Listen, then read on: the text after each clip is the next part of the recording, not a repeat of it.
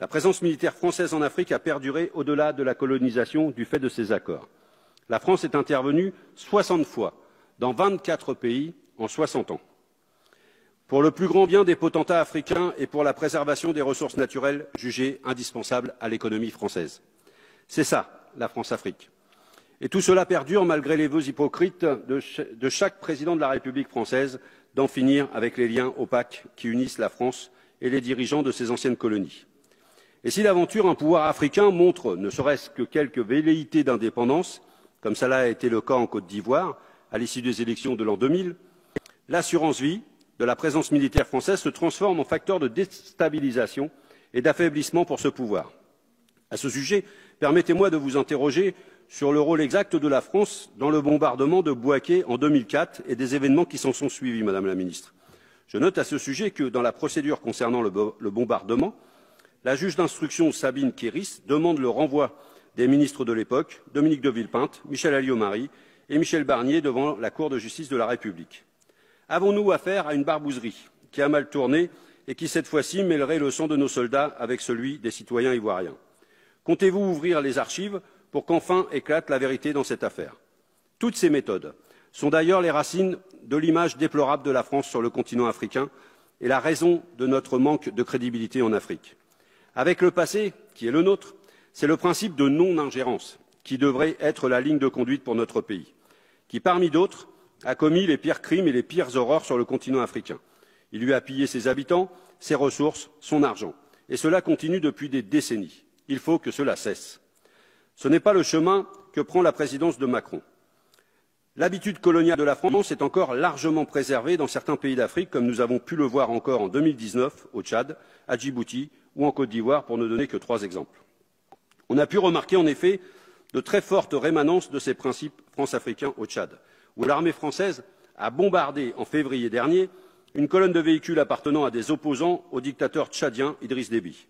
Ce chef d'État zélé est protégé contre toute logique par la France, qui le remercie en lui permettant de rester à son poste sans être dénoncé alors qu'il y était depuis 1990. Un pays comme le nôtre peut-il se permettre de protéger un homme qui dirige un État comme s'il était sa propriété et qui n'hésite pas à supprimer ses opposants, à pratiquer la torture, à pratiquer les enlèvements? Nous sommes toujours dans l'attente de précisions sur ce dossier. Peut-être est-ce inavouable. Nous continuerons à demander des comptes.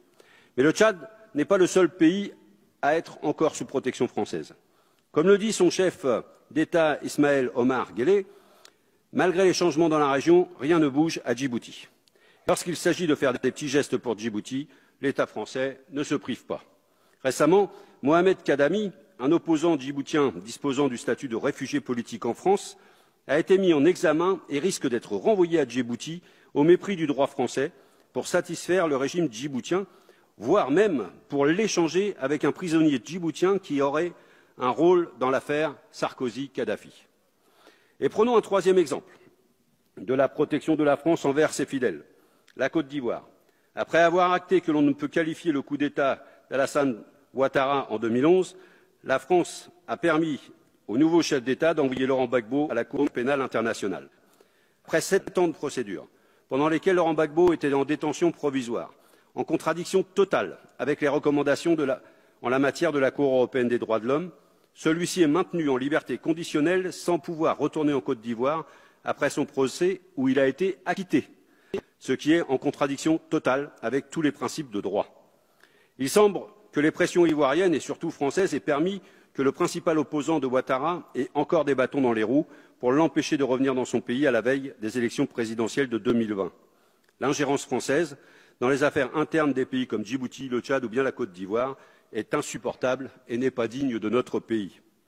Les accords de défense bilatéraux, s'ils ont changé dans la forme depuis les années 70, permettent donc à la France de maintenir une présence dans ses anciennes colonies, ce qui pose de graves problèmes de probité à l'usage de nos forces armées. Personne ne s'est grandi dans cette récente histoire et la France ferait mieux de travailler autrement en Afrique que d'utiliser son armée pour garantir une stabilité des dictateurs propice uniquement pour les affaires et destructrice pour les peuples. Et ce qui se voit lorsqu'il s'agit de la France-Afrique, c'est que la France pratique un système de 2 poids, 2 mesures, qui n'est pas tenable sur le long terme. Par exemple, En ce qui concerne le massacre de Douéké, en Côte d'Ivoire, dont des commémorations ont lieu hier, de plusieurs milliers de personnes par les partisans de l'actuel président Alassane Ouattara, l'armée française n'est pas intervenue.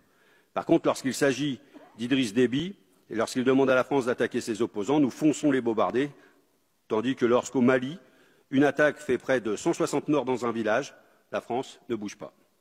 Pourtant, nous avons signé un accord de coopération en matière de défense entre la France et le Mali, qui a été ratifié en 2015. Que ferait la France? Pourquoi a-t-elle été si rapide à attaquer les opposants tchadiens? Pourquoi elle ne réagit pas lorsqu'il s'agit de massacres de Maliens ou d'Ivoiriens? Pourquoi la France s'entête dans une stratégie au Mali qui est en échec? Je pense que le gouvernement se ferait fort de nous éclairer sur cette situation et de revenir sur ce qu'a récemment dit la ministre des Armées, Florence Parly. Je la cite. « Serons-nous amenés à intervenir chaque fois qu'on nous le demande ?» Non, répond-elle. La décision relève in fine de l'appréciation du président de la République. En l'espèce, il n'était pas souhaitable qu'un pays fortement contributeur à la lutte contre le terrorisme et présent sur d'autres fronts soit déstabilisé avec une conséquence ultime, une augmentation de nos engagements en OPEX. C'est dit.